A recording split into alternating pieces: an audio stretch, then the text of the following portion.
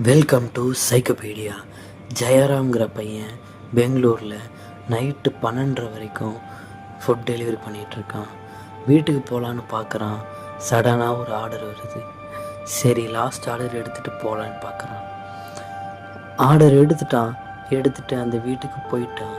ஆனால் அந்த வீடு பார்க்கவே பயங்கரமாக ஒரே அமைதியாக லைட் இல்லாமல் இருக்குது. அவன் உள்ளே போகலான்னு பார்க்குறான். வெளியே ஒரு லேம்ப் இருக்குது.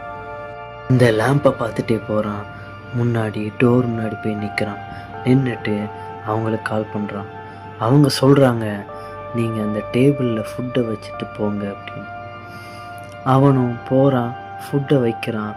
வெளியே இருந்த மாதிரி அதே லேம்ப் ஒன்று இங்கே இருக்குது. அந்த லேம்பை பார்த்துட்டு ஃபுட்டை வச்சுட்டு கிளம்புறான். திரும்ப டோர் பக்கம் வர்றான். திரும்ப பார்க்குறான், லேம்ப் விட்டு எரியுது. அந்த ஃபுட்டு யாரோ சாப்பிட்றாங்க. அவன் ரொம்ப பயப்படுறான். அவங்கக்கிட்ட நீங்கள் யாருன்னு கேட்குறான். அவங்க எதுவுமே சொல்லலை. டக்குன்னு லைட் ஆஃப் ஆகுது. ஜெயராம் ஓடி வந்துடுறான். That's all.